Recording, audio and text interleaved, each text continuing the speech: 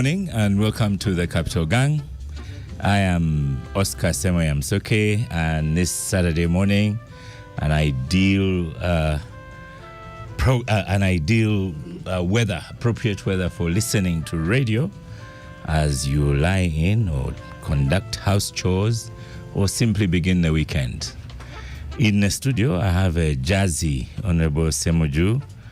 I haven't seen you wearing jeans in a long time, so what's happened? I'm kind of used to you wearing the faded blue suit. Old, you must keep fighting the age. You must keep fighting the age. Remember, Kenyan president was saying, ask Mama Njina if you think I have grown old. That must have been Chinyata. Yeah. And he said, when they said you're old, he said, you ask Mama Njina if you think I am old. but Ivan here was looking at you in a pair of jeans. I am going to be younger. You see, you've tucked in a shirt. Are promoting a 50-year-old man as a younger man. That is for generation. I am 50. So I am 50 at my age. We must keep claiming that we are young. Yes. Now, somebody is scheming for his place in the future. He's scheming for his place in the future. I have noticed as well. Yes. Then 50 years, you are just as a young person who has just been born, you know. Yeah. Where life expectancy is 90. So you're most welcome to the Capital Gang, Professor Lawrence Muganga. Thank you very much. Great to have you. I teased you as I came in. I saw your prisoners were with you. You know, there is this saying that problems in the world are like salt. Yes. No one on earth has not tasted salt. Even anyone who is suffering from some kind of high blood pressure and they have prescribed to them to leave salt, they still crave for salt. Yeah. So problems are for all of us. So prisoners are always going to be around us. We are always going to be prisoners. Oscar, I am a journalist. People listening to Capital Gang don't understand what you are saying. I was moving. I was going to tell them that I was going to guarded by a brigade.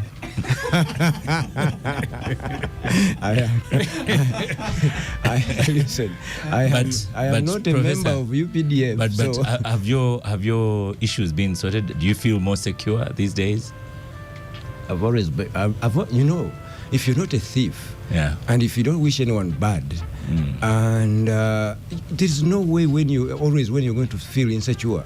So you're going to move around with your head high and do what you have to do. Okay. You know? Yeah. You're most welcome to Gang. Thank you very much, Oscar. Ivan, most welcome to Gang. Ivan Rugamba. After several warnings, I stopped my introduction of you there. So Yes, good morning to listeners. Yes. Mwalimu is behaving this morning, so it promises to be a good show. Yeah, it will, you know, not those questions you don't want me to ask.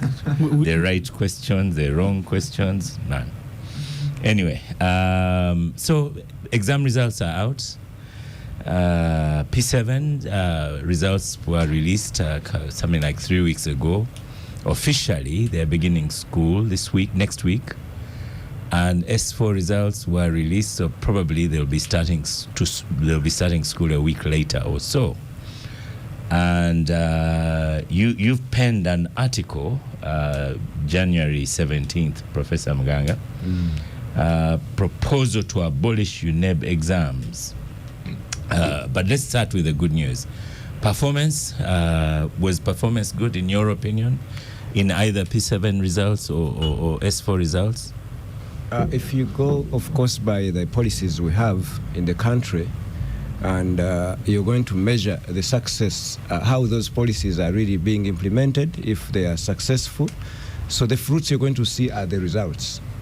And going by what we are seeing right now and the expectations that we have out of the policies that we have in place, results were great, were amazing. People got distinctions. Prior to that, people got fours. They got first grades. We realized that actually the girl child is still doing great, which we have aspired for a very, very long time. And the number of people who chose not to sit home or to absent themselves in terms of candidates is slowing down consistently. So going by the expectations of the current policies we implement, we are okay. Results were good, and it is good news. Quality-wise, is it good? We'll discuss. Yeah, I agree with you because, there was that interruption due to COVID and dropout and everything. So there's a good recovery now. Yes. Honorable Semoju, you agree? Agree with what? That it is good that we've had good results. You see, the figures speak for the results. I don't think it is my opinion. So the number of candidates who completed a failed PLE, I don't have the figures in my head. I think it must have been more than almost 90,000. Yeah, and usually those numbers are around there 100,000. Correct. So you have children starting P1 according to government about 2,700,000 seat PLE. 100,000 fail completely, and then the others are in the other grades, which are also almost a failure. The senior 4, I think there are more candidates in grade 4 than in grade 1, and not sure whether grade 1 and 2 combine. So on matters of results, Oscar, I don't want to, it shouldn't be a matter of my opinion whether the results are good or not, because the figures are always released. But for me, what is bothering me is a matter that we discussed in Parliament this week. The old curriculum has ended with these senior 4 children whose results have come out. The senior 4 who are in class now are on the new curriculum. So what was bothering Parliament was, one, for me, I had another issue. What was bothering Parliament was that government hasn't developed a curriculum for senior 5 and 6, and children were being asked to apply for combination using the old arrangement. And the government said, no, we are developing. We think we will be ready. So one MP said, you guys, why are you using our children as experiment, as tools in your experiment? Another MP from Karamoja said, you must be very selfish people that after educating your children, you are declaring, so you are using ours for experiment. But most important for me, Oscar, I have not found anything significantly different with a new curriculum or old. I have not. I said I haven't. That one I'll educate you. Because the claim by government was that the new curriculum can help a child even if you drop out of senior 4 to do some work. I want you, Oscar, to help me. Which type of work can my son, who is in senior 4 now, can do if that son didn't continue? But also significant, I was attending a training by Bank of Uganda and UCC on digital financial transformation. And that seminar afforded me the opportunity to reflect on how the world is changing very quickly. Because I graduated as a journalist writing in newspapers. The newspapers are closing. Life is changing very quickly. So in your new curriculum, Oscar, for which you want now to help me understand. I will help you. Yeah. It is good. I will need to know, because one of the presenters at that seminar was, I think, one of the top managers of Safaricom, and she started that presentation by reminding us of the time when we had one TV and one radio station in Kenya and almost everywhere. And she said today, people may not even watch TV, may not even listen to radio, but they're going to have everything. At that time, by the way, even TV used to be closed. They say now we've closed, we will come back. She said, you see, some people like Malcolm do not know that there used to be like a cloth over the TV. So you just switch on the tune of the news. Yeah, at so 6 p.m. is one that gets you on. So I even before recent, some of the courses at Makere were declared, I think, what's the word that they use? You can that say was, obsolete. Please don't say expired. Don't say expired. That's the word they use. No. For me, I don't think I need anyone to tell me that yours expired, because if the newspapers are closing,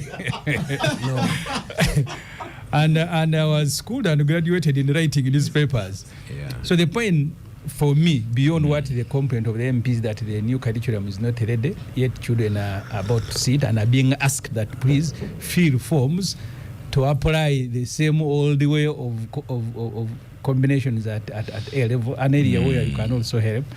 My fear is that the world is moving very fast. Yeah. Even with your new curriculum, 5 years, maybe it is going to be also expired. The new curriculum is good. Yes. It's okay. But in fact, as you say, you maybe MPs have been a little bit behind. When that curriculum came on, it is still called the new lower secondary school curriculum. Yes. So it has been developed on the go, because it was initially S1 and S2. Now it has gone up to S4. So when they say S5 will be ready, now I believe them. So, but yeah, Ivan, on results. I don't know what they have studied. So you're saying they will be ready? Thank you, Oscar. I don't know. First of all, PLE is a very critical stage for a child, or at least primary level. I usually look back at my own progression, and I think that in the life of every child, the primary level is a very fundamental, is very critical to first of all, to their confidence as citizens, as public citizens, in terms of boosting their ambition, in terms of boosting their overall agility as an individual. The other levels only complement or supplement to an already existing personality, which is formed and grounded at the primary level. So the quality of primary level education is very, very, very important. Is very critical. I do not know whether the PLE or the examination itself adds or takes away from that child building endeavor that is nurtured that has been nurtured over the past 7 years. Because right now we have kids right now in school who are crying, who are almost depressed, who probably were performing very well from primary 1 up to P7, and by just one incident they failed. They somehow messed up in one examination or 2 exams, and the results came out different. And I think that's the point that Professor Muganga was trying to emphasize in his article, that you train a child for 7 years and then judge or evaluate their progression by just one set of exams. I think it's unfair. No. And it's a violation of. So you mean you want it measured in kilograms? No. I want them measured progressive. There should be. There are better ways to assess a child. There can be a better way to assess a child. Yeah. Progressively, because you see, when you judge somebody by one incident, one set of exams, it's really unfair for somebody who has trained for 7 years. But you don't evaluate. You see how they appraise you at university. I think that at the university level is a better form of assessment. Yeah, because you are at the university than at the primary level. Because what these exams do, once you mess up or you misstep, you have a misstep as a child, the grabbing it does for your confidence as a child progressing to another level, it's very, very, very significant. And for me, that is the single sorry issue to disturb Ivan. I have with it. But you see, exams are very interesting, Oscar. Where I went to school in A level, I was always the best student from term 1 to the end. Even when I was examined by UNEB, There are no miracles that return. No. Those who were last were the last. No. It is not true, Even my when you are being examined by another person. No. The good thing now is Mwalimu is in the chair. Even at Makerere, children who are best in class always were. I have to agree with you, Ivan. Yes. But just hold on a little bit, Dr. Muganga, because for you have even gone to Parliament and said what Ivan is saying. So I'll give you a minute to actually say them again. Let me complete. So I think that the primary education is very important, but I think that using one set of exams to judge the quality of a student or the intelligence or the overall intelligence of a student is an unfair way, and we need to evaluate or to reflect on that. That said, I think that these exams have. I thought you were going to say that said. It is the only tool we have at the moment. It's the only policy we have. Of course, it is. Yeah. I thought that goes without saying. But I wanted to also point out that there are certain figures here that are also concerning, and that the education stakeholders must look into. First of all, the fact that you have 10% of all registered candidates ungraded. That's a very significant number. If you have over 88,000 kids ungraded, these failure rates are unusual. This failure rate is unusual. I think that this year it's unusually high. And there are districts, especially like in the north, I see Kibuku at 31.5%. Failure. Yes. Madi Okolo at 31.5, Dokolo at 28.9. So there are certain failure rates that are concerning, because at 31.5, that is nearly half of registered candidates. That is concerning, and the education stakeholders need to look into. The solution is that you don't examine them. Yeah, but the failure rate, as Honorable Semuju has said, it has been like that for a while. Yes. Semuju is such a heckler this morning. No. I think it is the coffee he's had. I think the problem is in the genes. So just because he's trying to be young. I think Malcolm is young enough to have experienced this model of PLE. Yes, I am Oscar. So what's your comment on the release of PLE results and O-level results? I sigh just before I start to speak, because this is what we do every year. The results come out, we talk shop about the quality of the results, and I'm not so sure that so much gets done to change anything. Even Parliament is going to debate and express dismay at what is, and something needs to be done. Outrage. But when you have, they say the monkey seated and debating issues about the forest, then you're going to have challenges with the outcome from there. I think the governance of the education sector has been very, very highly mismanaged, that there is so little that what is trying to be done now is too little too late. When you talk about this new curriculum that is coming up, that was a song that was sung for probably 15 years before it finally came into place. And when it came into place, Oscar, you can agree with me, I'm sure, that it was shambolic in the way it was rolled out. It was and maybe not at Taiba. It's a good thing I'm the one asking questions. Maybe not.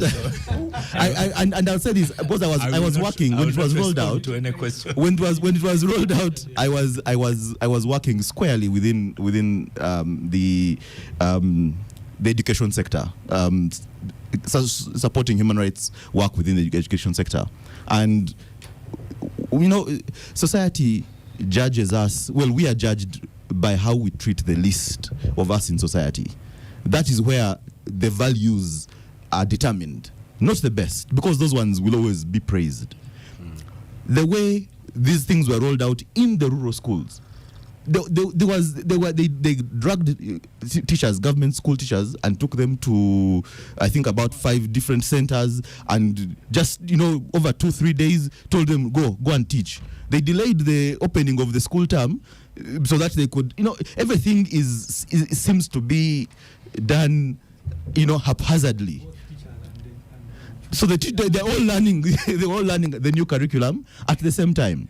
Now we've gone to. So I'm not sure. I'm too optimistic about the future. That's what's happening at Staiba. However, when we come to the results themselves. This morning I asked the questions and then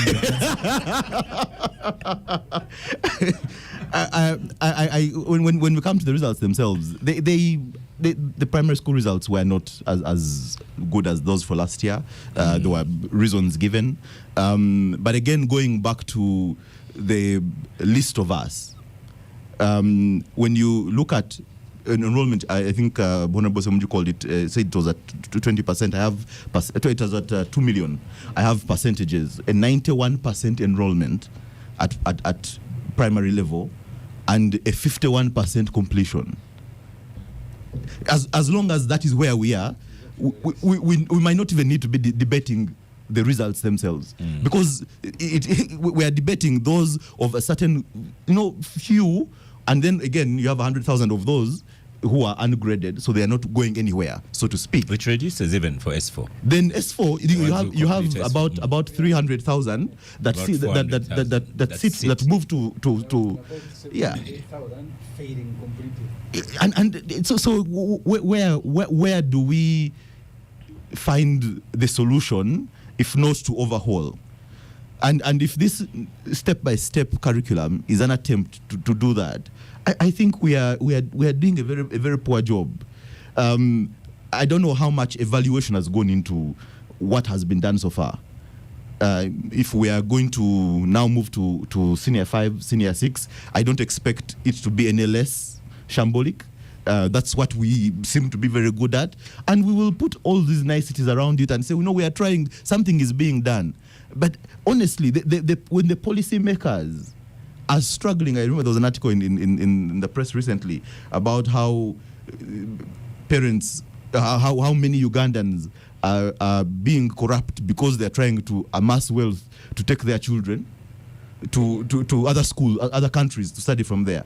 And the people they're talking about, many of these are actually the ones who make policy for this country, or at least implement the policy for this country. If those ones don't have their children in this system, then clearly they're not thinking for their children, they are thinking for the rest of us, and they're doing a very poor job. Abdul, you deserve congratulations on behalf of your son who got a 4. So yes, in a recently completed P7 results, you join a club of 4 here on this table, because our producer Patricia, her daughter, has got 4 as well. Gayaza girls, yes. Actually, I don't join. I've been there before. You've been there before. I've been there before. So first accept the congratulations. Thank you. Yeah. Thank you. And then voice an opinion on the results as well. First of all, listening to the conversation around this table, there's something which I'm grappling with in my mind. It is quite academic. And these days, if they say, well, your argument is academic, I don't know whether that's a compliment.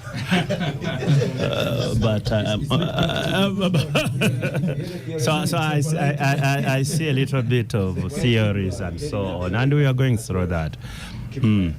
Let's look at this, because we need to analyze these results and say, okay, it is true that the big schools performed better than the so-called rural schools and so on. But even then, is that news that the big schools have performed better? 2, my own kid didn't go to the big schools, like Malcolm is saying. No, mine didn't. Actually, what happened, I'll give this example. My child went to a daycare school near my home. Then that daycare school, which was run by the former personal assistant of the Right Honorable Mama Babas, registered to become a primary school. So just a few houses from me, it's a village school. So they went, and the kids were in kindergarten. It's a village. It's a village called Seguku.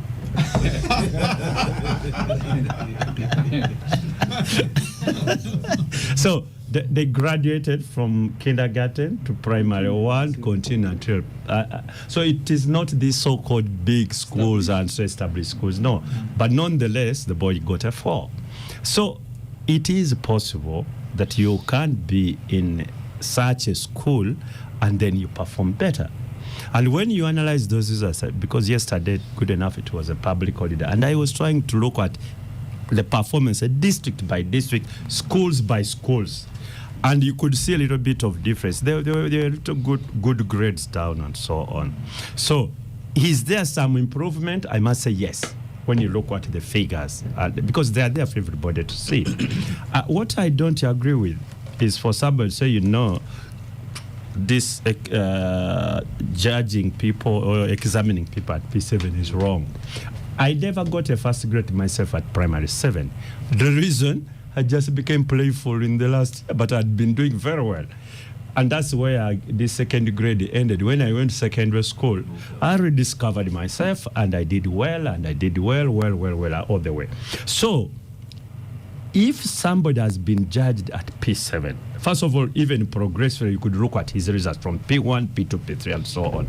It does not mean that he will not go to senior 1. That's not the end. Because even grade, you call them second divisions, have gone to senior 1 anyway. So there's no, I don't see any mischief. When you judge somebody by exams at P7, it's a big problem and so on. You can as well not get a first grade at primary 7, and I'm sure that's the sort of policy Oscar has, because I've discussed with him at Tiber. He don't tell him that because the boy has got first grade is the best and he will not admit this. He has admitted guys who have got, I think, third and second grades, and they have gone ahead to perform well. So what is all this hullabaloo about? We are just being too academic for absolutely nothing. But the top schools, you get it. So who tells you that to perform better you need to go to a top school?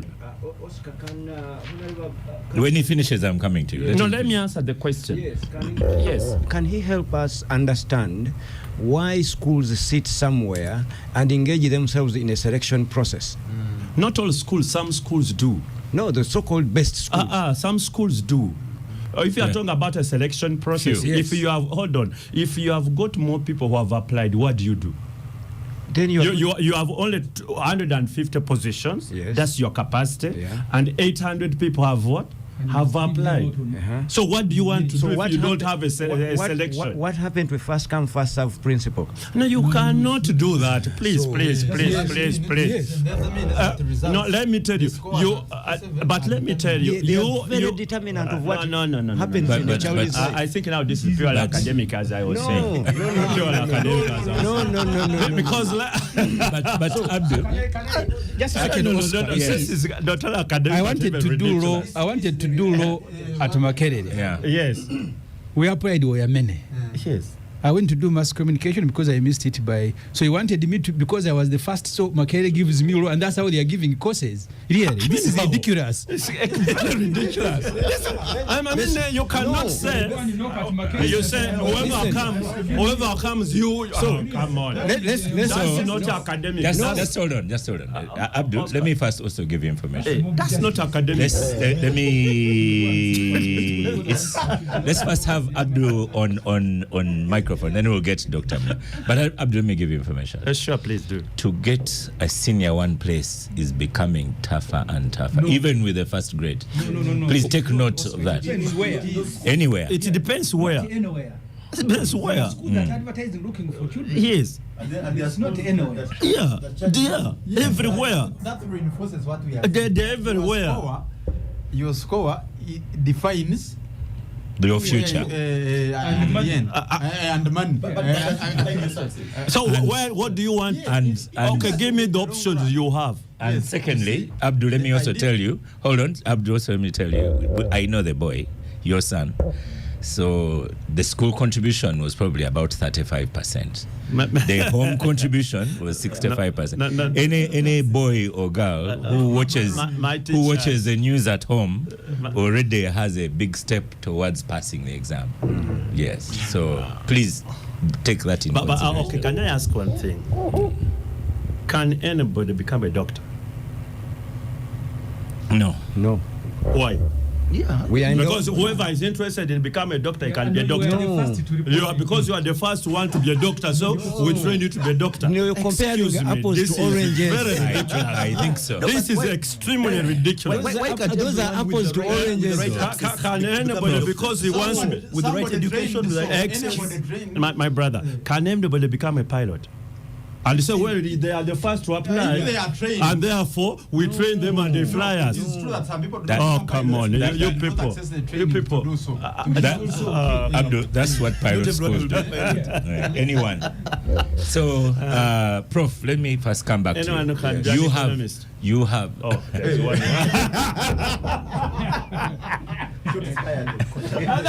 You have Dr. Muganga. I had a query here. Someone said you didn't, because he's such a regular gangster. I should have said Dr. Lawrence Muganga is the Vice Chancellor of Victoria University. So you presented a proposal to Parliament. Now this is here the public, the court of public. What was your proposal? Now, here is what I'm trying to say. And to also help Honorable Katun to understand these things better. I also need to be helped. Including, because these people, when they sit in Parliament, they have forgotten that education, maybe it is a public good and it is a right. Okay? Like health, education is also a right. And it is non-partisan.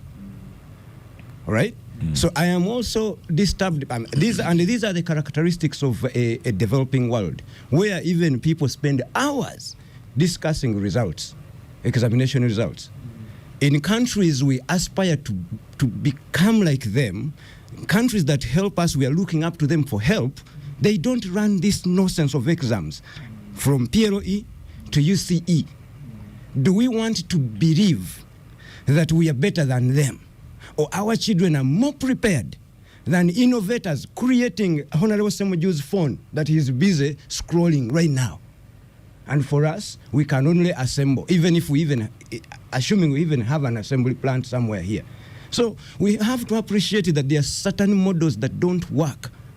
Okay, now if you're sick today, if you're sick and you're seeking a right, okay, your right to go to hospital, access health care, do you have to first be graded and get something and show that you are better off? Or it is the capacity of the hospital that is supposed to take in as many patients as possible, and once it is full in your neighborhood school, they go to another school. So the proposal I presented to... I need to reply to this. No. Give me a second. Yes. Give me a second. You'll come back. He's not on microphone. No. I'm not going. No. Please continue. Yes. So the proposal I put to the commission and the article you're reading, I am saying that, look, the practice we are involved in today, if you look at what is happening, exams, a paper is placed in front of you. If you are a PLE candidate, you have spent 7 years studying content, and you are only told in an hour and a half or two to remember everything that was told to you for the last 7 years and reproduce it. And yet we know that it is not necessary to remember the time and the age we are in. Listen, the time and the age we are in, we have technology that can help us to remember things. Okay? So we can only learn how to do things, and they stick with us. And once we demonstrate competencies, okay? Once we demonstrate competencies, you can learn it in 2 minutes. Yeah, exactly. Once we learn, once we acquire competencies and acquire skills and demonstrate the master of things, then we can move forward. But an exam sitting in front of you, here is what it brings to you. It brings to a child anxiety. It brings to this child too much pressure, eventually to be depressed. And look at the, listen, exactly, listen to this. And then you are deterring this child to think creatively, cannot take a risk, cannot be creative, will never be innovative, because you have told them to stay in a box. If you really get out of it, you're done. You have failed completely. There are specific answers, and that's where we have gone wrong. We need help as this country, and it is you, the legislators. The moment you appreciate this, we will overcome this miseducation or malpractice. You infuse on children that they are practicing malpractice if they look at their neighbor. Look at this kind of... I have really liked your presentation, Professor. Look at this kind of unrealistic way of emitting pressure to a child. You tell a child that, now we are doing an exam, me and Honorable Semuju, and they tell me, if you look at Honorable Semuju's paper, you're finished, done. Yes. And that's the culture inculcated in everyone sitting an exam. After that, you come to the world of work. You're supposed to Members of parliament, when they're drafting a bill, which one, they are supposed to consult. They're supposed to work as a team. They have been trained. What kind of inconsistency is that, and hypocrisy? At what point? When will you learn those skills? Why are you? And then, go on. and then you wonder why. So, only there are people having minor discussions alongside. Exactly. So, what specifically have So you? now I'm requesting. Now I'm requesting. No. Now I'm requesting. Professor, Yes. Dr. Muganga, Honorable Semuju, right now in school, I also teach listening. But I also, you people who No, I pass would not exams, be surprised. I also teach listening. I would not be surprised if Honorable Semuju or Honorable Katuntu, if they have schools. You know why? Because this is how they make money. You know, how they make money is that once you manufacture as many first grades as possible, then you can even put them on the billboard and hoodwink parents and tell them, look, if you want your child to make it in life, okay, come to my school, we make first grades, okay? There are better ways of assessing, listen, Honorable Katun, there are better ways. No. Honorable Katun, to these days Yes. I teach listening. Listen, yes. Listening, what as well, I teach listening. What happened to listening skills? You know, there are better ways of assessing a child. Okay? They are better. They are. Go on. I don't even know why you can't. Yeah, I wish you can go become younger. You said you want to become younger. I wish you can become, and we grade him with a U. You know. In listening. Now listen. Conclude. Okay, listen. So this is what we are saying. Yes. Yes. This is what we are saying. That if we are so Mr. Semuju, Listening. Honorable Semuju, Let him finish. Honorable So you're Semuju, saying? if I am saying, if we are taught as we're growing up to be better, okay, to better ourselves and to better the generation, and if we are willing to accept, aid from Germany. If we are willing to take it from Norway, if we are taking it from Finland, Sweden, Canada, US, and we think they are better, so why can't we behave like them and develop a continuous assessment model of our children? Okay? Thank you. No, Thank you very ask me much. how do we implement exams? Thank you very much. We have another guest. Yes, ask me how assessment is done. Thank you. Thank you, Dr. Muganga Fason. I have another guest, Dr.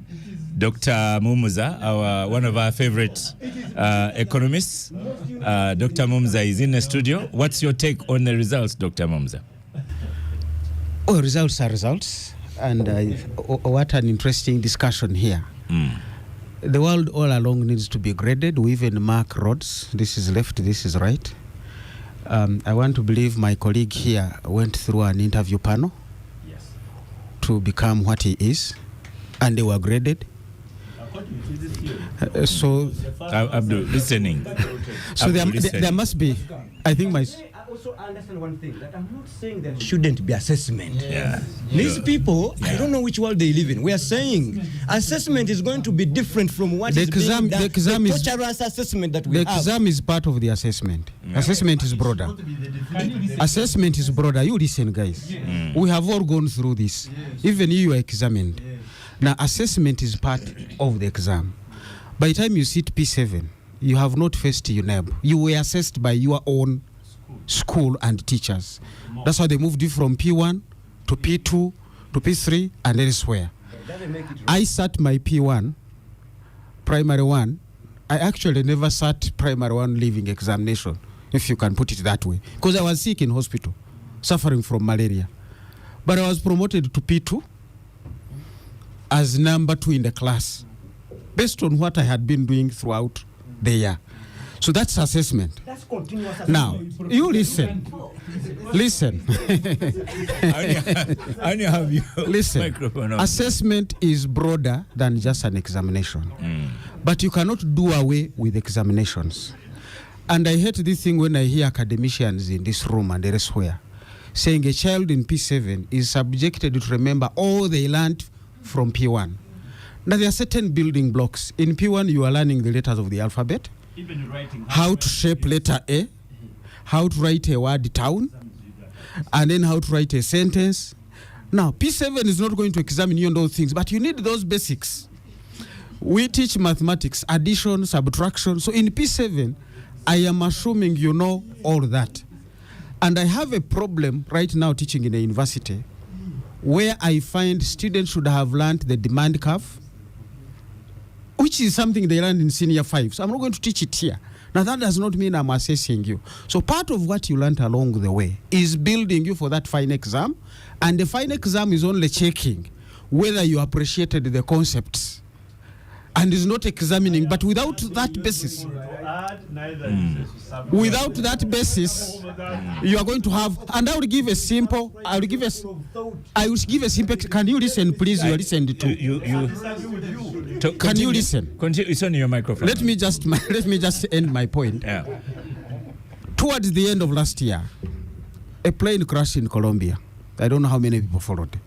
All the old people died, the pilots and the mother of children. There was one child who was 13 years. The youngest was 11 months.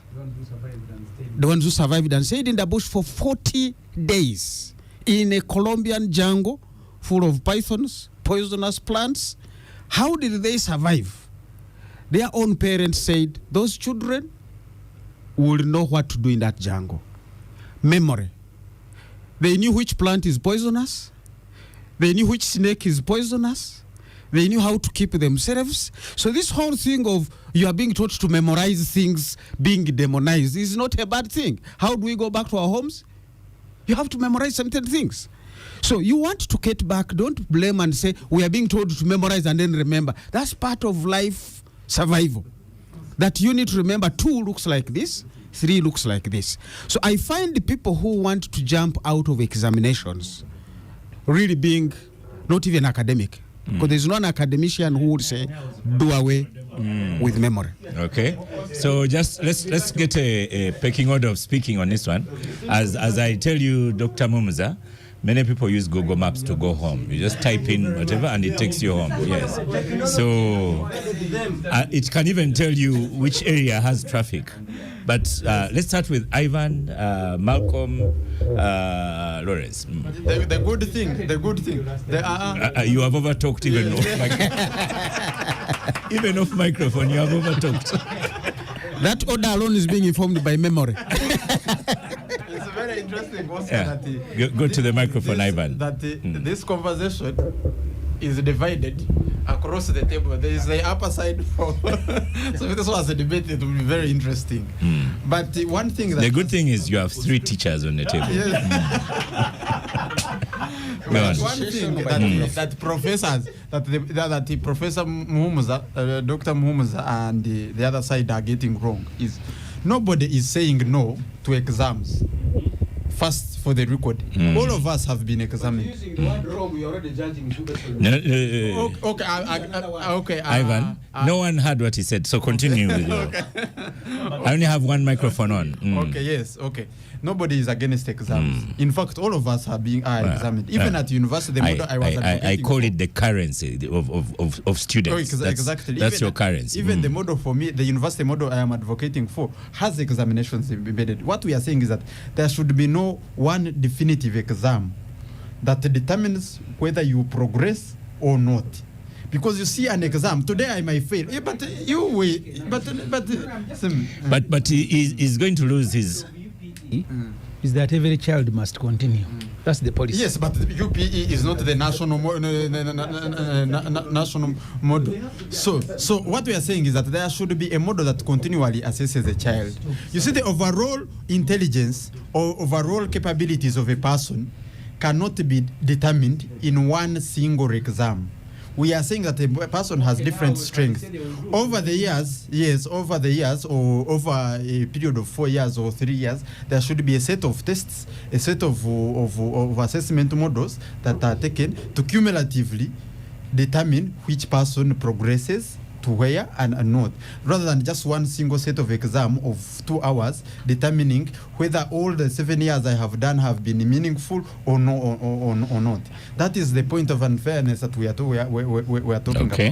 That is why at university it doesn't matter whether my final exam, whether I fail my final exam. If I been doing well, over the last 4 years, it will reflect. That is why you have GPA and CGPA. So the CGPA will be the cumulative total or the cumulative evaluation. Patricia, just tap those people. They come back to radio. The CGPA will be the cumulative evaluation of my competence and capabilities. And regardless of whether I fail the final exam or not, I will still progress if I have been performing well over the course of 4 years. That is the sort of continuous assessment model that we advocate. Okay, thank you, Ivan. Malcolm, and also you remind Professor Mumuza here that those students that did not know the demand curve may have passed exams excellently.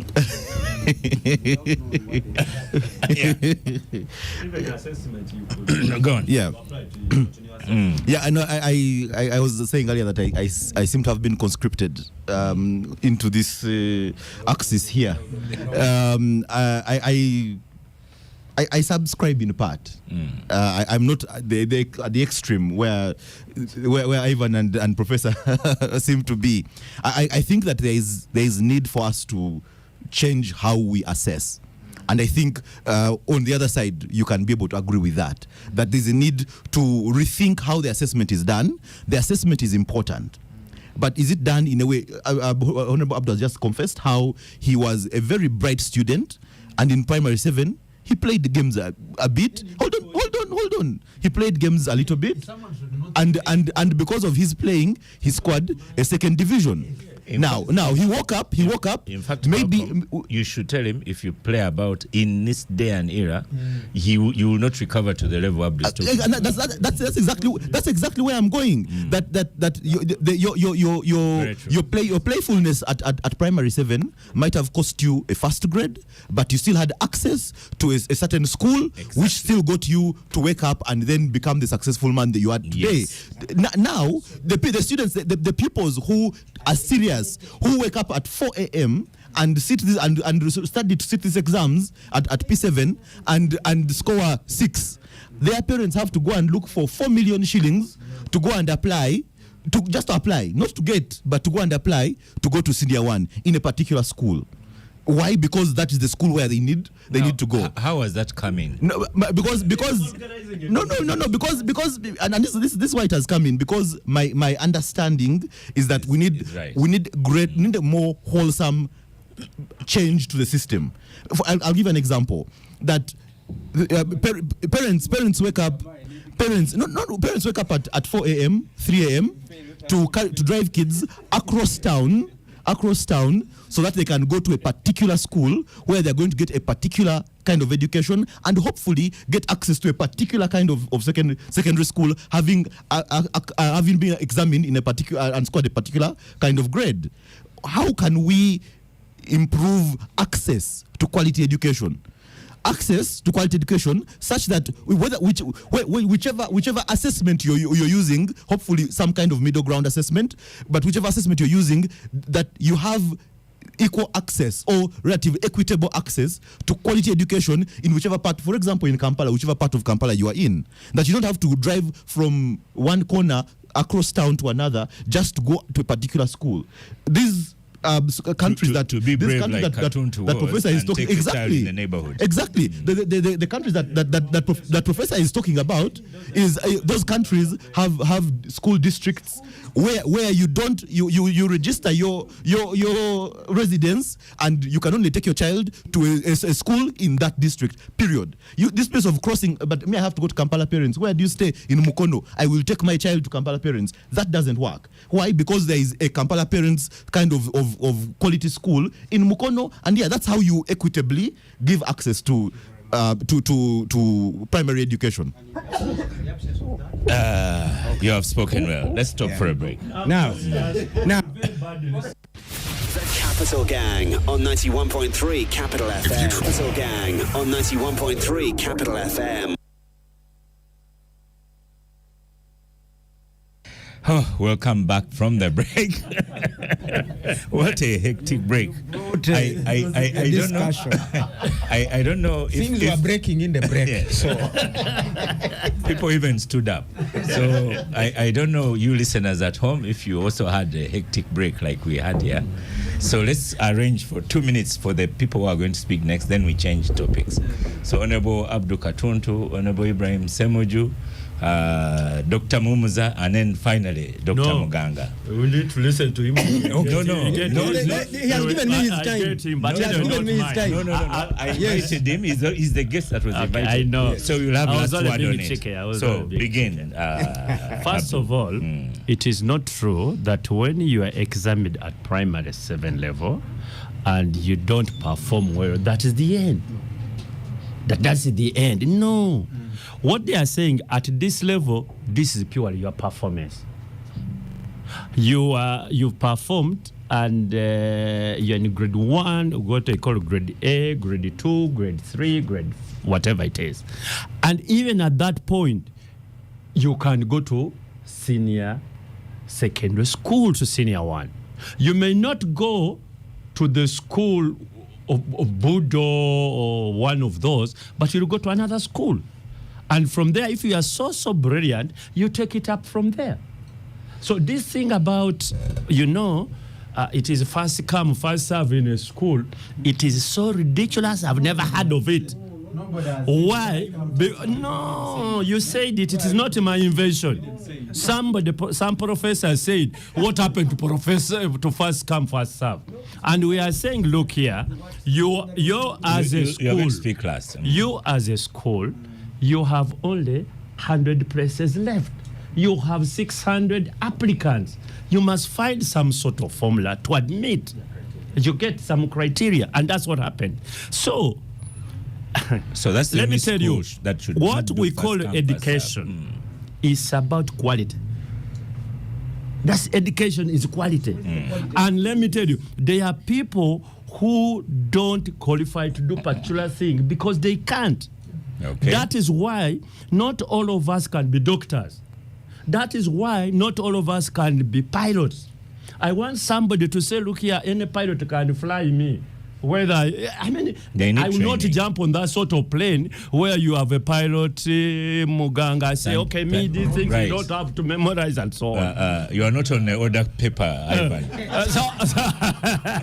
So to us, all people, first of all, you have got talent, what we eventually call skills.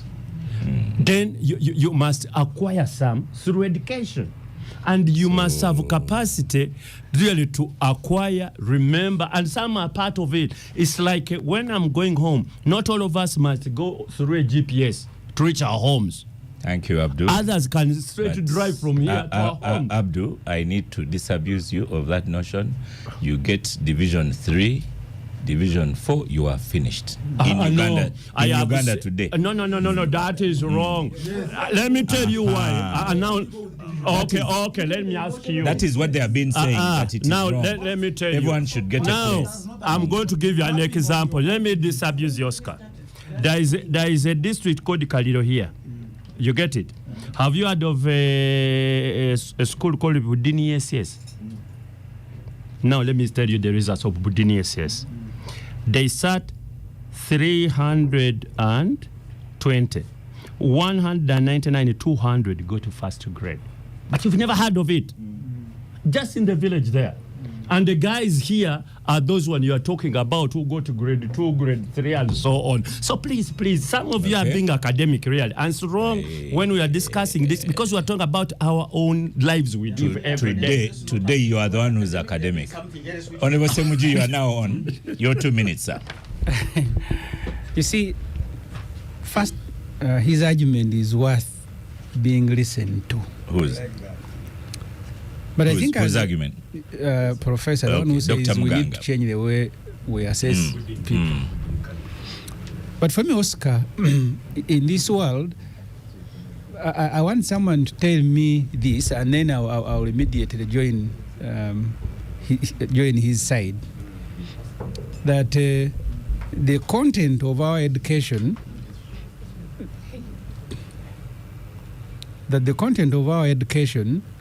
does not make Ugandans competitive at a global market. I want someone to tell me that and how we'll improve if that is so. I agree. Or it does not make our children innovative. I agree. And then we see what else we need to add in. I agree. I am reluctant to think that the way we examine is the reason we are not innovative. Is the reason. Honorable Semuji, that is now the new curriculum.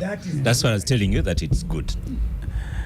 Oscar, I have my misgivings. I don't want to pass a judgment because I have a son in senior 4 under the new curriculum. I don't see any difference between him and the one who is in senior 6 at the same stage. I don't see it. The ones who are in primary, that's what I was complaining. The new curriculum now requires me to go and look for clay.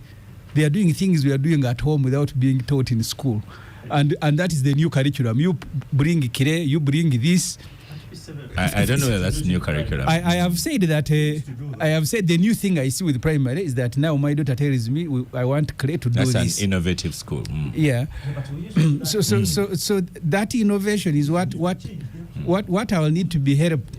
What I will need to be helped because I have visited Oscar, India. Go to a place of cottage industry, and almost every home is doing something. Every home, that community I visited.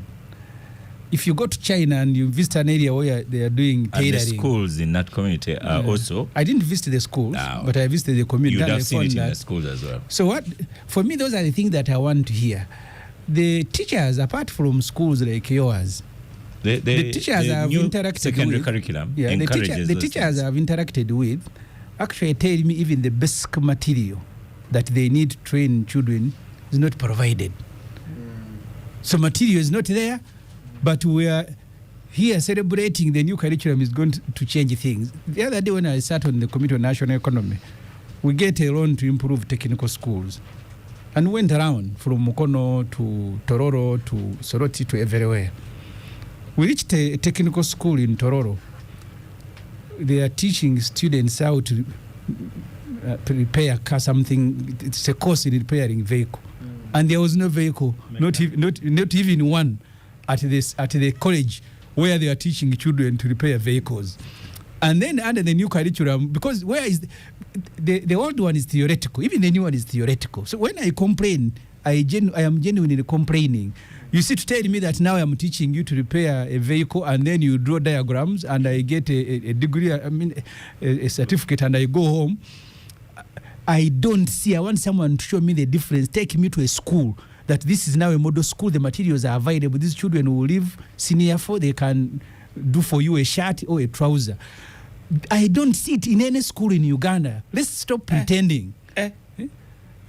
Leave around your school, Oscar. That's why I said leave. Because for you, Oscar wants to use his school as the best of argument. I saw, if children who want to do journalism, he's taking them for training when they're in secondary school. For me, I was introduced to journalism at the university. I had no idea. So yours is different. Don't please use it as a baseline. I was not using mine. No, I see you saying, oh. So I want to hear from the proponents of changing the assessment. First, whether they think now we are not competitive at the international market, and two, whether we are not innovative, and by changing the assessment, we will now become competitive and become more innovative. So that's what I want to hear. Dr. Mumuza. Well, I think it's a conversation that can go on. And you have someone supporting you, Dr. Namara. Gangsters, I hope you have got Muhumuza's point. There's no other better way to assess progress in knowledge. Yes, because you may want to bring in issues of when a child is sick, because these days we even allow pregnant ones to sit exams. But if somebody is sick and can't come in, how do we handle them? That's a different matter. And we actually have seen it happen in Uganda. No, wait. Wait, that's what I'm saying. No, it's not even about continuous assessment, because as we say, the exam is part of continuous assessment. Yeah. You are examining a child within the context of all that they have gone through. It's raining. How do they handle rain? Because in the field, you won't say, I'm going to office rain, please wait. So you can miss an exam because it was raining. You want to handle that. A flood had happened. We saw it happen, I think, in Kibale the other day, where UNEB had to give another examination to children who had missed the exam because the director had had a problem with the school. When Museveni came to power, Western Uganda was cut off. So they did not sit exams along with the others. They had their special examinations and they sat those. Now, that's a conversation you can have. That how do we deal with those? Can we have another remedial exam that can be handled to cater for those different groups? We already have seen UNEB. These things respond to realities. UNEB is saying this curriculum is ending. Those who failed, can we arrange another examination for them? That's a matter you can raise for the unique cases. But don't forget two things. That an examination is also testing context. When you are hard pressed and how do you handle those pressures? But also you want some institution, because globally we are still capped in institutions. There are planes I can't fly because of the things Honorable Katuntu was raising here. If it's Emirates, I'm going to fly. Not because I know the pilot or anybody, but I'm trusting the quality. You're going to present this certificate. Some people will accept it only because there is a UNEB stamp on it. What is your other alternative? If you let people be examined at any level, anywhere, and there is no joint assessment, where do you handle those peculiarities in the world we are going into? So it's a conversation that needs a context, that needs an institutional arrangement. Do we have the money to do continuous assessment? Because education is doing it. At, I think, senior P3 and P6, they do that continuous assessment. If that was a UNEB, you could carry it and give it a weight. Yes. But even at admission at university, I know they pick what did you score in senior 4, it contributes to your senior 6 entry. Yes. So this continuous activity can be put in, but you guys don't come and say, we now know how it should be done, and this is the formula, just everybody do it at their level. So next discussion we can have, Dr. Let's Muganga. be contextualized. Thank you very much, Oscar. And You're concluding. And the members of the gang here. The gangs. Oh, the gangs, and I'm avoiding that word. That word. No. Yes, yeah. So I am going to help a few people here. And for Dr. Muhumuza, I cannot blame him at all. In 1998, I sat in his class. He thinks the way he educated us in his economics class, and assessed us, he thinks it is still relevant today. Yeah, that's why you are okay? No, listen. No, let me add to this that beyond Dr. Muhumuza, listen, beyond Dr. Muhumuza, I have gone ahead to be in 51 countries and understand their education models, worked for them, consulted with them, okay? I have gone ahead. So he wants to move forward. And enrolled. I'm not saying... Abdul, he was prepared, now he wants to move it forward. If he was medication for malaria, he's quinine. Today we have better medicine, okay, that fits the genetics that we have, okay? So if you look at, he's one person who is saying that sit down a child in P7 and ask them how many national game parks does Uganda have, and someone would know that they are 10. and then they say name them, and then you give an answer, Chidepo, blah blah blah blah. Who doesn't know? If you got your phone and Google, who doesn't? What value are you adding to this country? If you flipped the question differently and made it a project for these students and send them home. Uganda has 10 national game parks. They are A, B, C, D. How can Uganda make them 30? Go and research, go and create. Now I'm giving, listen. I am trying to give, let him finish. Yes, I'm trying to give Honorable Semuju a different angle of assessment that is not going to put a pressure to the child, but is going to enrich this child. Now, this child will go and ask his father, Honorable Semuju, which is okay. Listen, which is okay for the child to learn, asking him, and if Honorable Semuju doesn't get it, I will go to Honorable Katuntu, and then as a team, they'll come up with a solution. In the process, the child is learning how to work with a team, how to research, how to manage a project, how to write things.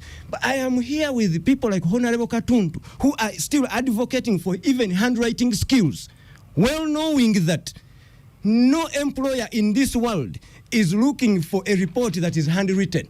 People like Dr. Muhumuza, he's the people who sit in an exam today in Makerere. He will sit students in a classroom Monday to Friday for 3 years, and they graduate with 0 years of experience, and he's okay with it. They will sit in front of them. They will sit with an answer sheet, a question paper and answer booklet, and they will handwrite for the rest of the 3 years. And then they have the handwriting skills. But when they go out in the labor market, they want them to type at a speed of 150 words. But Dr. Muganga, you're being unfair. No, I am trying to tell you the truth. Gave Semuju I am working. Listen, and he never used it. I am working exactly. Thank you very much. I am working them up to understand. So I am even as I conclude, Oscar. Yes, conclude. As I conclude, we are here. So honorable Semuju. When we talk about assessment, these things you don't just jump into teaching and become an academician like Dr. Muhumuza. No, he got a first class, got a master's, got a PhD, and he's a perfect teacher of economics. Great, that's fine, and he has done amazing when it comes to research. But there is also the fundamentals of education, the science of learning. So where you understand these things, that there is assessment that can be formative and summative. Now, in the process, what Ivan was talking about, we can have exams progressively, we can have projects, we can have students solve problems in their communities, but cumulatively at the end of the 7 years, we have a portfolio. A student can demonstrate and present it to their parent that this is what we have done, and the school can now create what we call a school transition certificate to move them. One last word. Yes. One last word. I want you people to understand, while you advocate for this kind of education, in just 5 years, there is a wave called artificial intelligence that will be more intelligent 5,000 times than the average us. Okay? How are we creating a curriculum? You should be concerned. This is you call it a bipartisan issue. How you should be concerned. How do we infuse technology, AI, into this education? Dr. Not Muganga, this assessment. thank you so much. Is dead. You have spoken so well. Thank you so much on the topic of education. So before we start with Dr. Muhumuza, let me first start with Malcolm to get some peace on the second topic. This one needs a whole day. By the way, we have Abdul. We have a paper on this subject as Chigo thinkers. I will share it. We'll discuss it again when first send that microphone to Malcolm to begin a discussion on tax before. So our second topic, I was wondering whether we'll get there. If this is the education we are coming from, maybe the second topic. That's ideally you would have started Dr. Muhumuza, but now we may end up a lot further. I don't memorize. No, I have Google here. So Malcolm, is the tax regime, is it growing Uganda? Is it growing business? is it sustainable, current, and I think the Secretary to the Treasury has also expressed some concerns. At the risk of sounding academic.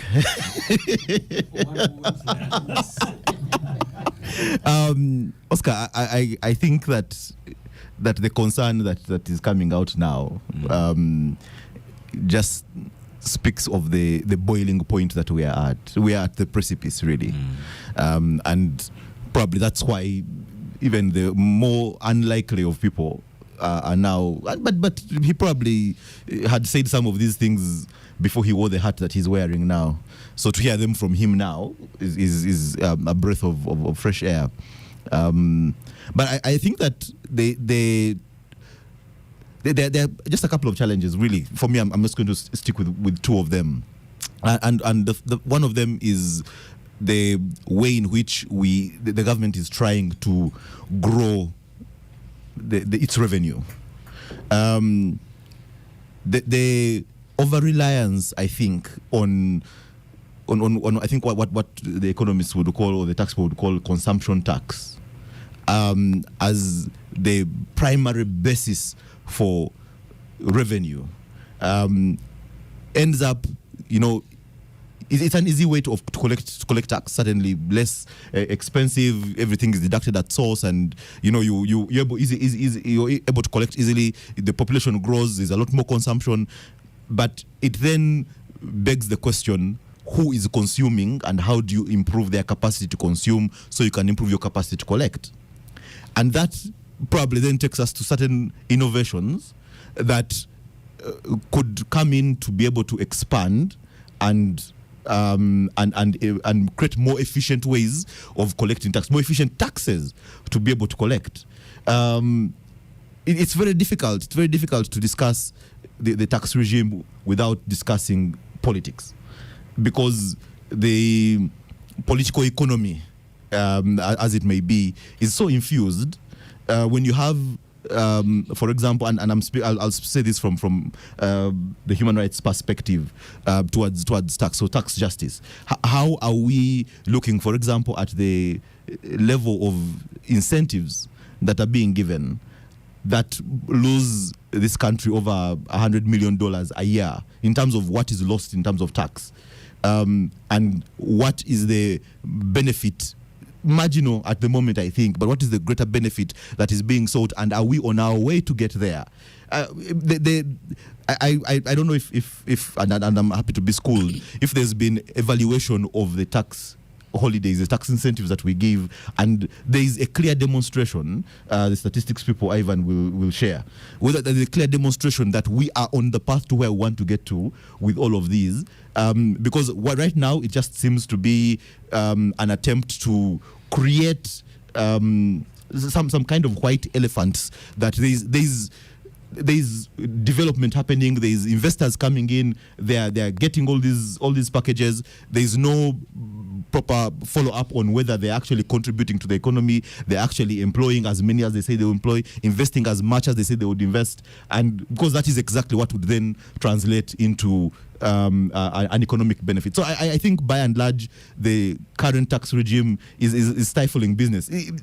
Everywhere you go, everyone you speak to is scared of the taxman, because the taxman is squeezing from every corner, and maybe they should be squeezing, but how is it done in a way that is growing the business, that is designed to grow the business and not necessarily make it fall?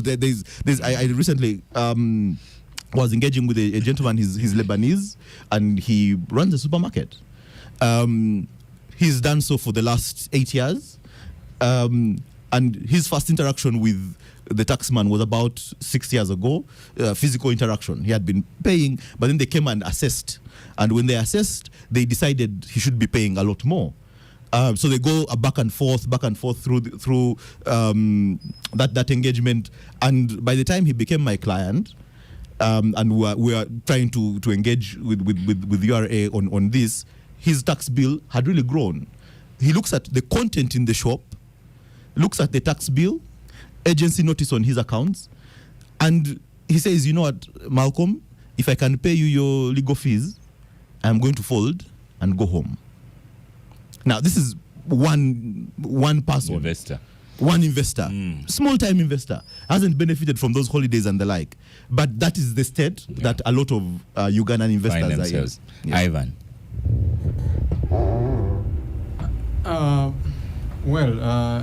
Conversation on Uganda's tax regime is interesting.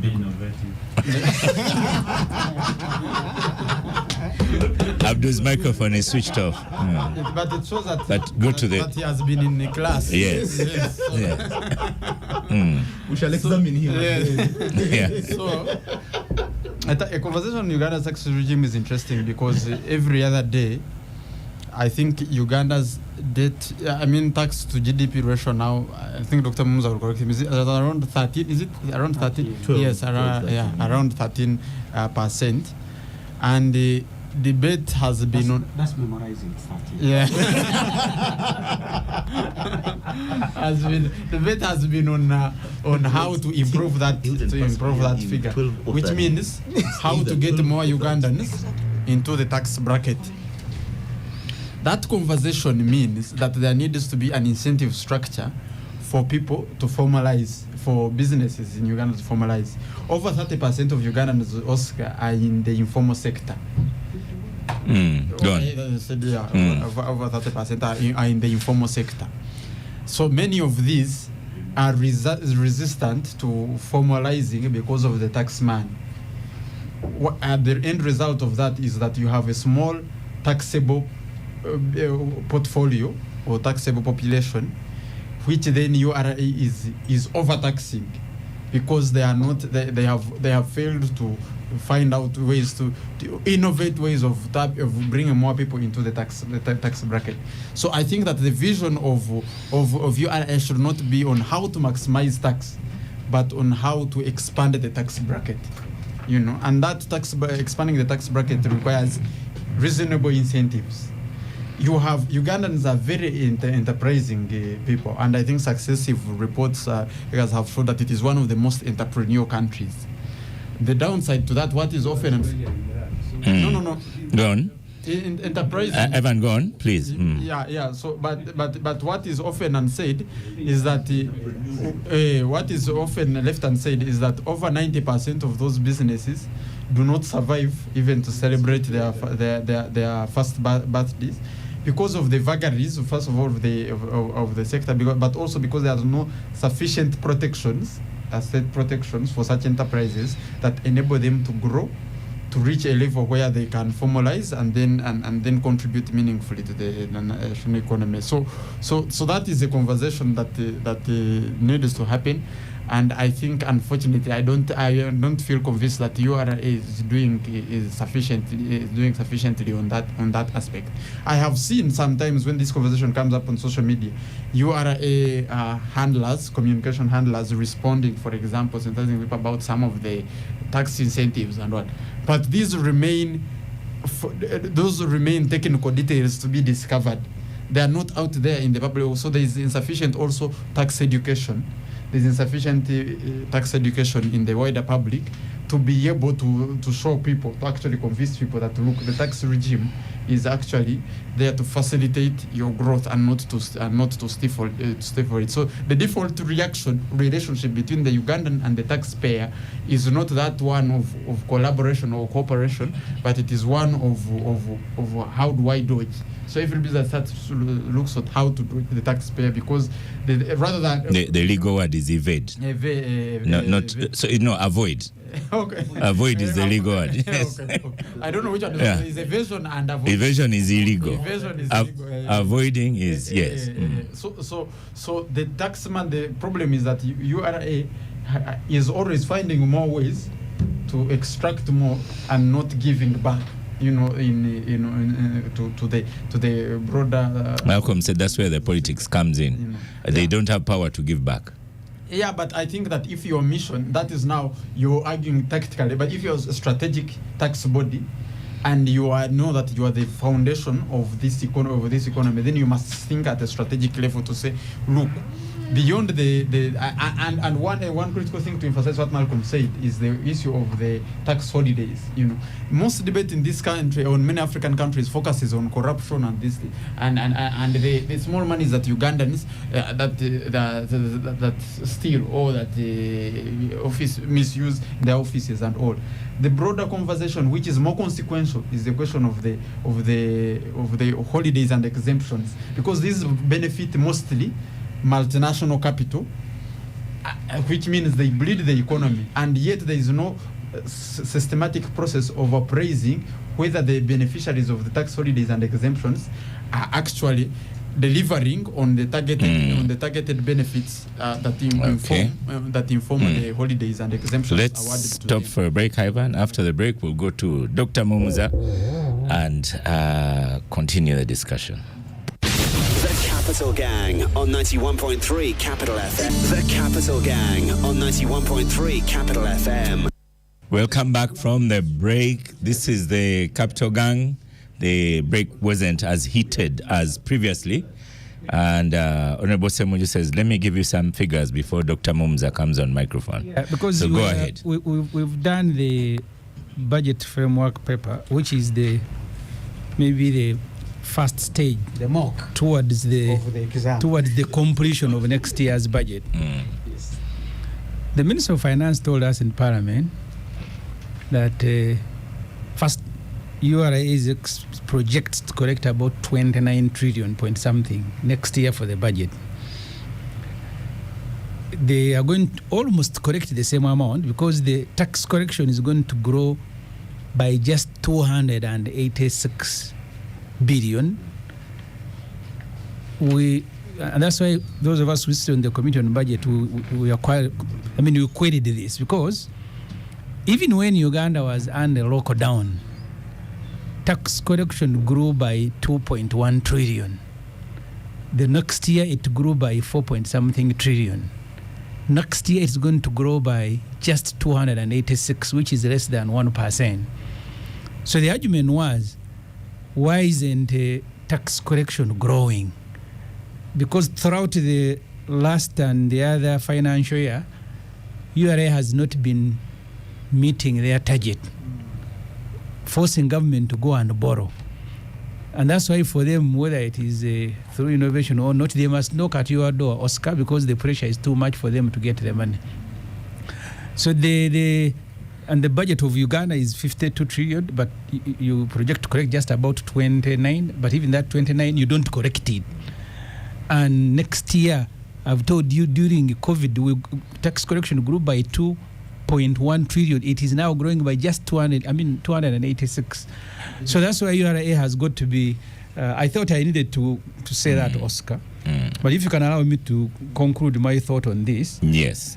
If you look at the lists of Uganda Registration Services Bureau, they report that they have struck on their register 186,000 companies that failed to file returns in the last 5 years.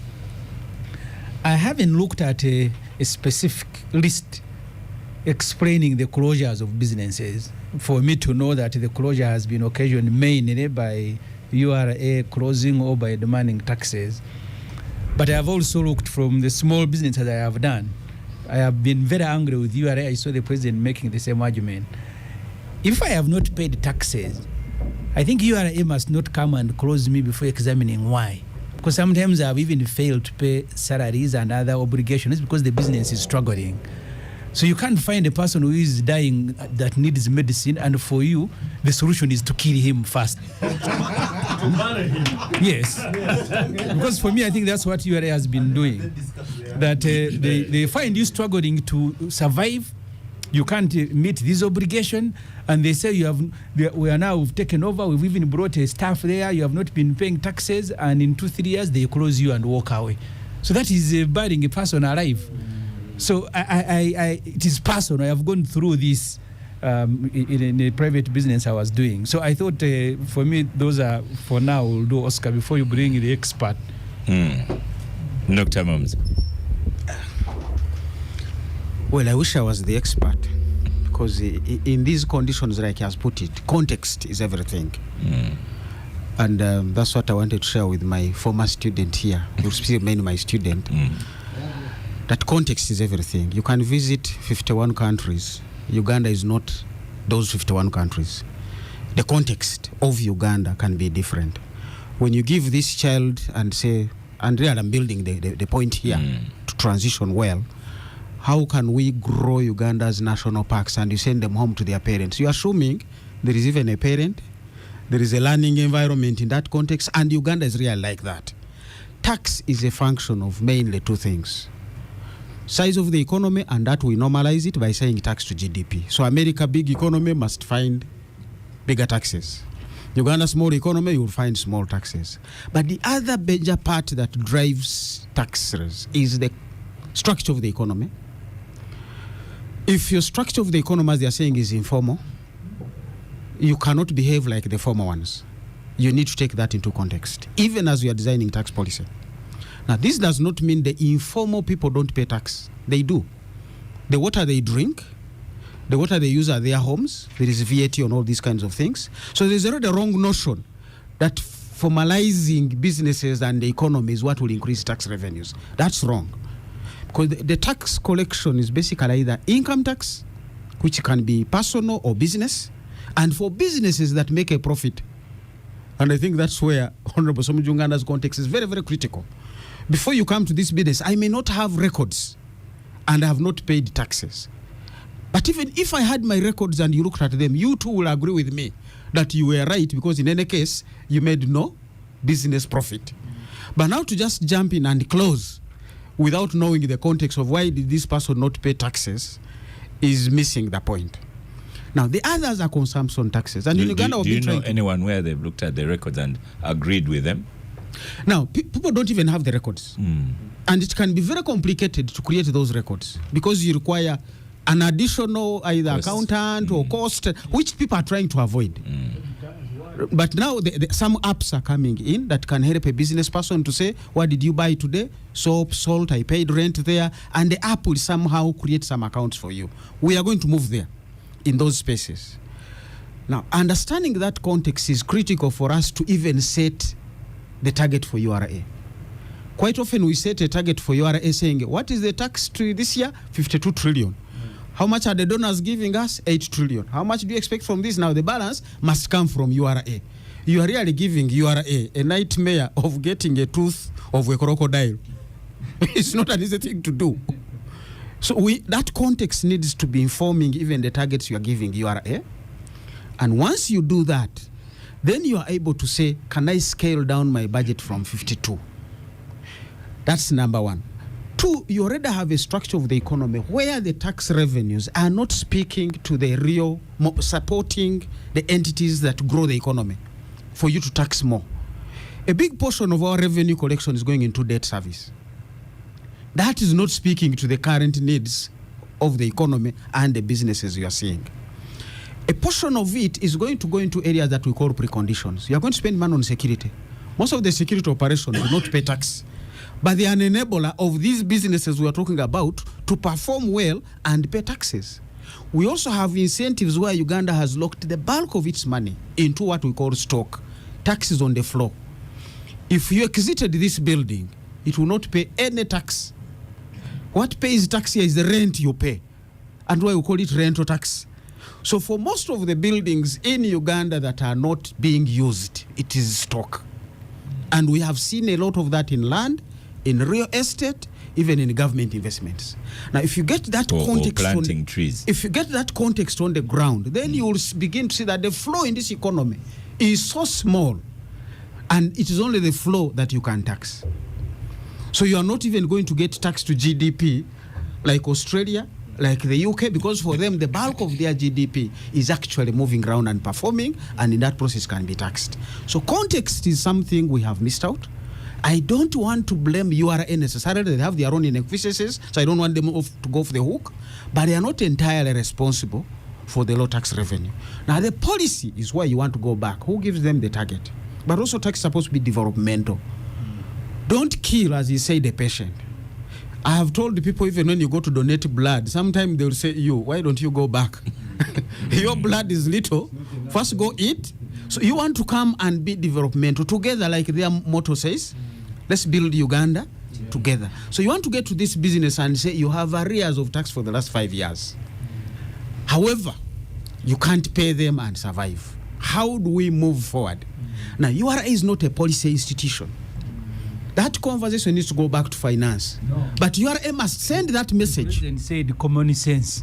Yeah, but of course now common sense within a legal and whatever setup. So what URA should be doing is to share this information with those who make the policies.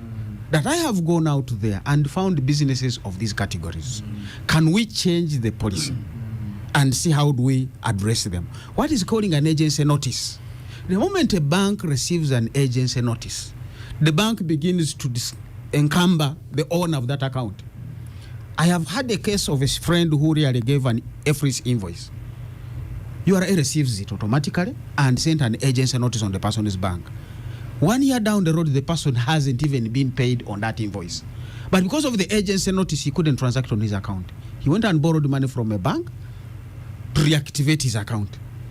Now, are you growing the economy? Are you disrupting the economy? So we need to broaden tax policy to say partly it is to raise revenue for the government, but mainly it is to grow that base that eventually generates the revenue.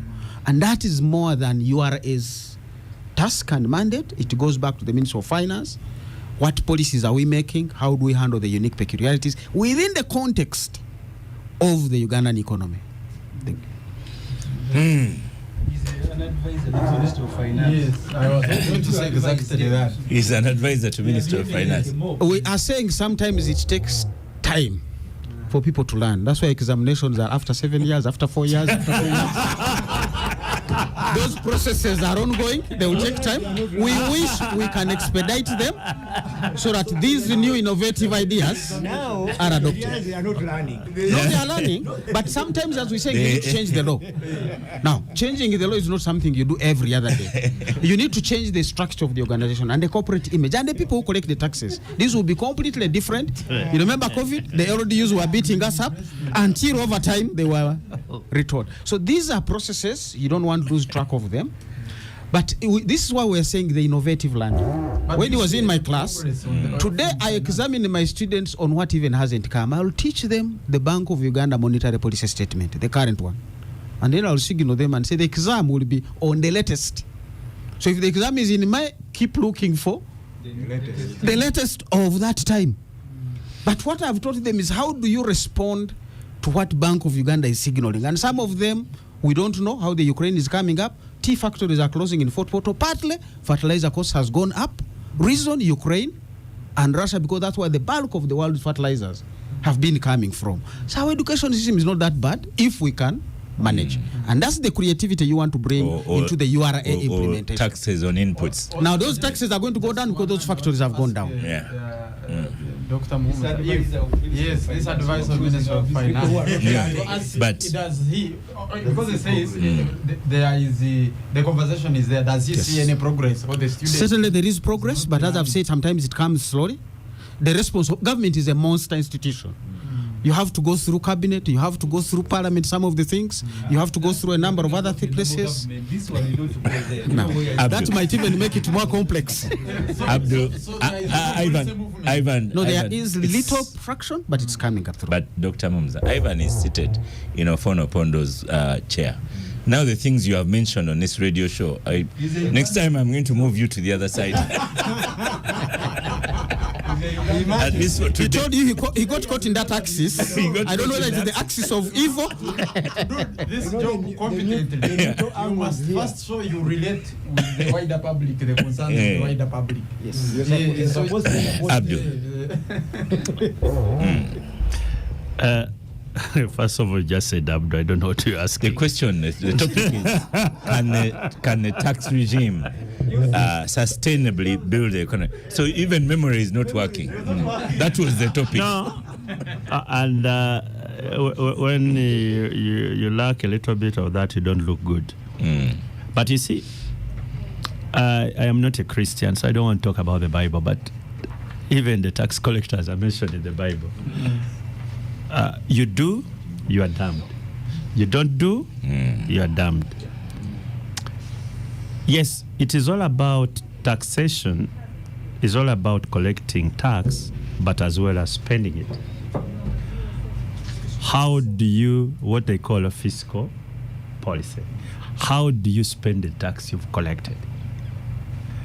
Oscar, and I want to be the devil's advocate now.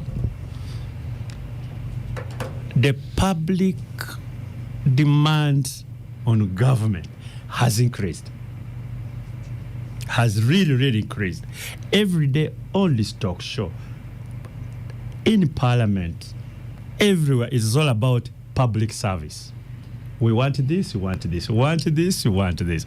We want a road, we want a hospital, we want, the other day, the Honorable Mbua Tekama was talking about the tea growers, they want subsidies. It is terrible. So the demands on the state are so big that you need the tax.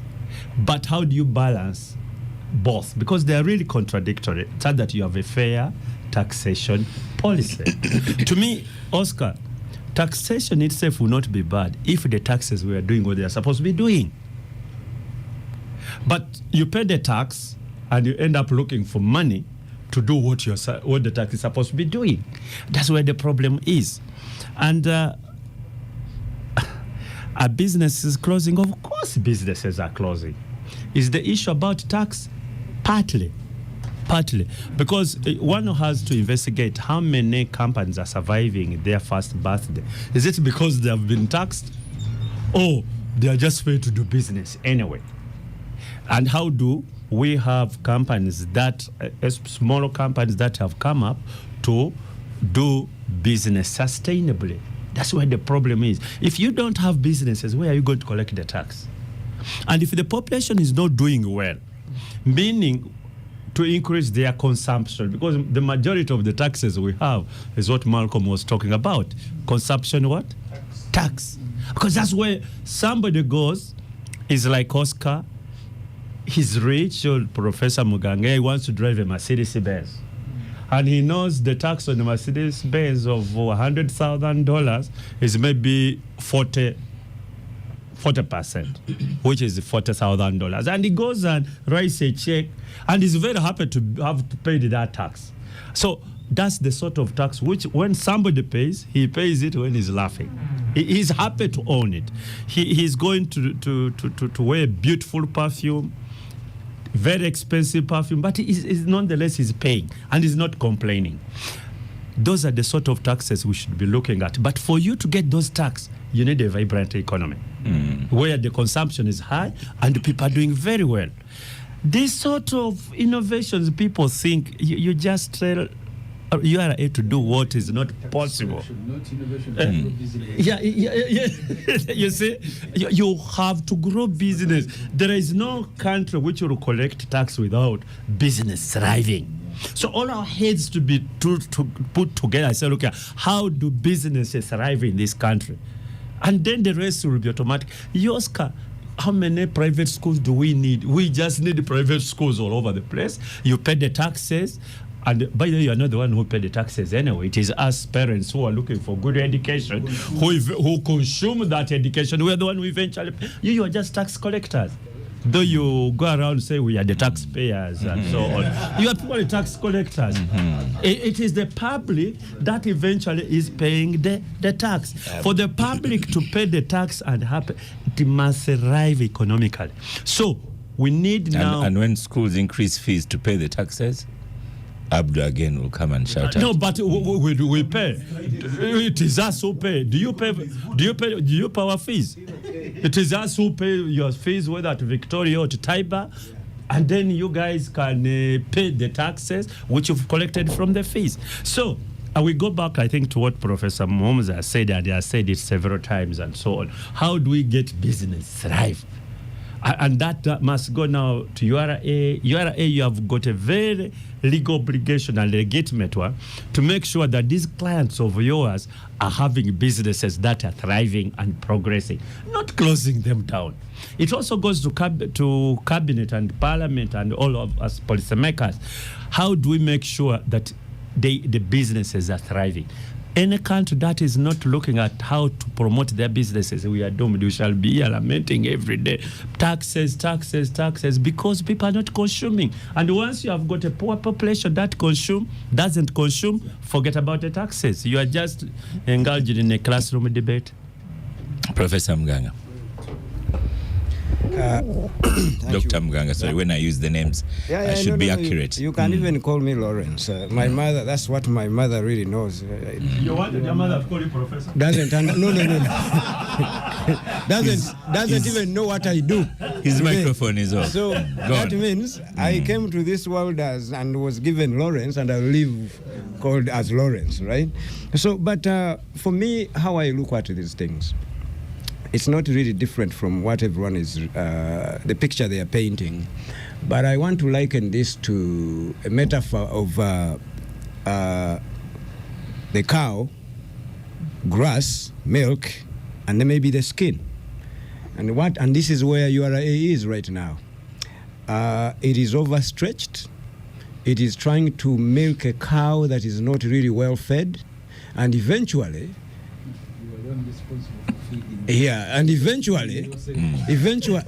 because of the pressure, because of the physical pressure, of course, that they are facing, eventually they will start skinning the cow. And that's what they are doing right now.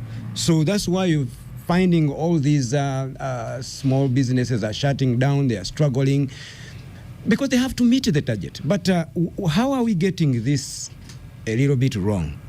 And this is where I bring my teacher, Dr. Muhumuza, into play, his advice to the Minister of Finance, that perhaps in trying to grow the tax base, maybe with what we are thinking, we are not thinking without a box. We have tried out of the box, but we now have to think without a box and think creatively. I know our education system does not prepare us to think creatively, innovatively, and forward thinking. Not good enough. Yes. Now listen. No, listen. Continue. It doesn't make us competitive. Yeah. I'll qualify this statement, and I want Professor Muhumuza to take it back to his people. His client. Thank you.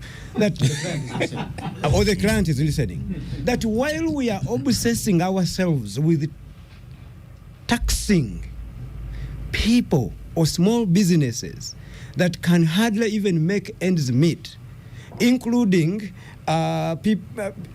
income tax or payee, and you're expecting people to have the disposable income to infuse, to have the purchasing power, to cause the multiplier effect of production to happen, and then we can tax. It's not happening. We should look in a different direction and very creatively. Now, look at this example. World over, the market cap for the digital economy, world over, is $17 trillion. Okay? And now I'm talking about technology. And look at the country, where are we with the policies that are infusing us into being competitive in that arena? Digital economy is 17 trillion. Coffee, the market cap world over is, you can correct me if I'm wrong, 500 billion. 17 trillion, we are not participants at all in that economy. We are banning Facebook. We are teaching. We are not teaching. We are banning students to use the gadgets in schools to learn how to actually participate actively in this economy, instead of coming up with a policy of how do you use this gadget appropriately, right? So we are concentrating on our traditional way of taxing. Now, if there are examples we can look at, Dr. Muhumuza and Minister of Finance and others, just a stone in a pond. Look at the labor export that is happening of people who are not skilled. Let's take it that way. How much money is coming in from that section? Closer to 800 million. All right? Close to that. Okay, how much are we getting out of our own coffee? In the same range or less? So where do you put your money? You have to start thinking creatively. Now, suppose now we educated our people technologically to be savvy. And this entire so-called developed world that is looking for, because for them they are aged. If you look at Canada, for example, 65% of the population is 60 years and above. So they are looking up to the developing world for human resources. Germany, UK, Japan, how can we position ourselves to actually export our services without leaving our country? Then you get a larger tax base. You don't have to bother these small companies that are struggling to survive. So for me, URA will continue over milking a cow that is not fed. Eventually they will skin it, and it is not very far. It is happening just because we can't think without a box. Advice to Minister of Finance, we can think big and smarter. Thank you, Oscar. The radio station has allowed me 5 minutes, so let's have a minute for each one, and Dr. Mumza will conclude. Starting with you, Malcolm.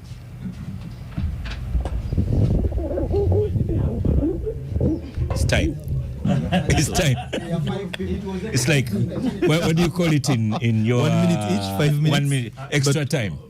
But we are not 5 people. We are 5 left to go. Oh, okay. Don't waste your minutes, Malcolm. It's concluding remarks, or it's the same thing? Concluding remarks. Concluding remarks. No, thank you, Oscar. I think that obviously the education and results debate is what really consumed most of the conversation. But I think that at the end of the day, you can see that what Professor was saying. We can revisit tax soon with examples. What Professor was saying was actually simmering, and even the axis that was a little opposed to thinking outside the box. Now he says think with no box at all, and you see the axis has agreed. They're not objecting. That is progress. Ivan, your minute. He's saying they are good opposition.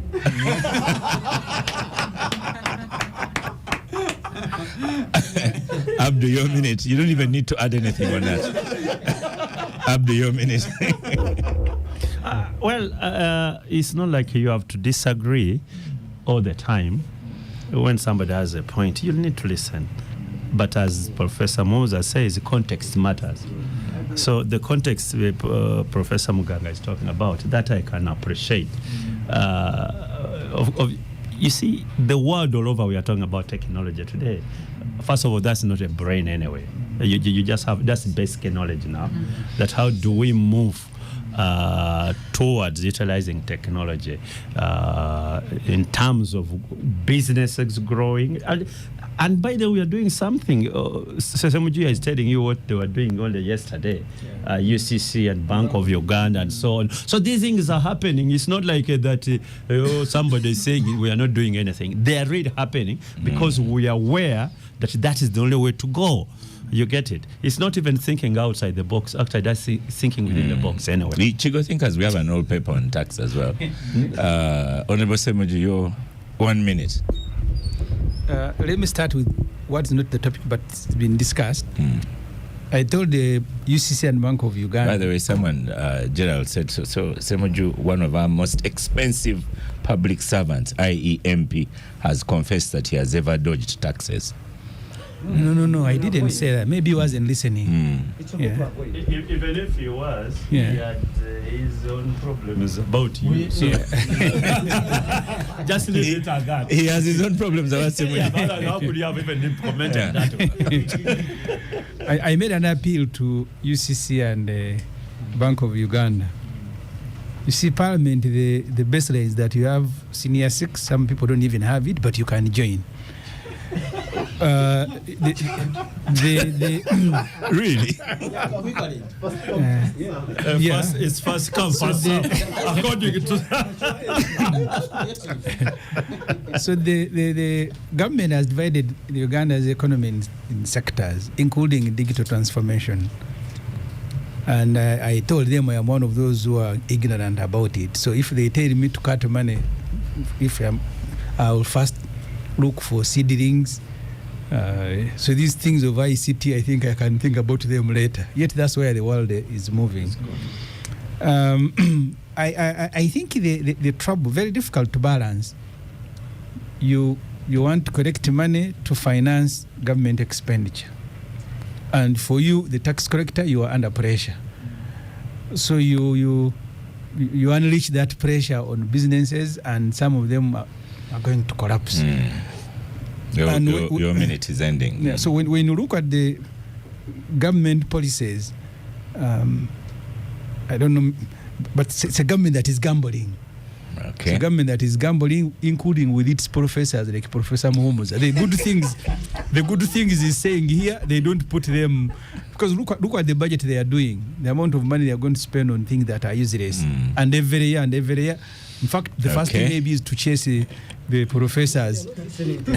Yeah, Dr. Muhomuza, not giving good advice. Finally, budget is eventually appropriated by Parliament. What we do is to convince them that even when we are budgeting, there are things that are capped in. You must finance Parliament itself, 965 billion. We can't cut that. It's a trillion, really, that goes there. We have 7.5 trillion going to wages. Unless you fire the employees in government, you can't cut that. You have debt rollover, which is part of, it's not new money, but we're just doing accounting. 8.5 trillion. So final sentence. So literally, while you do all that, I want to tell these people that stop using the language, we should start creativity. It's already in government. All these apps. This economy is 185 trillion. 500 trillion is moving on mobile money. So don't say we haven't tapped the technology. Yeah. Technology is an enabler.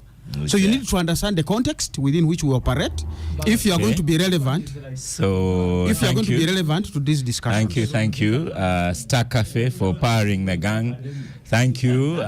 We've had 2 professors on the show, 2 MPs, a lawyer. Thank you so much. Listeners, continue listening to us on our social media platforms. I think we have our reggae show coming on next. I am Oscar Semoya Msoke, and I will see you next week.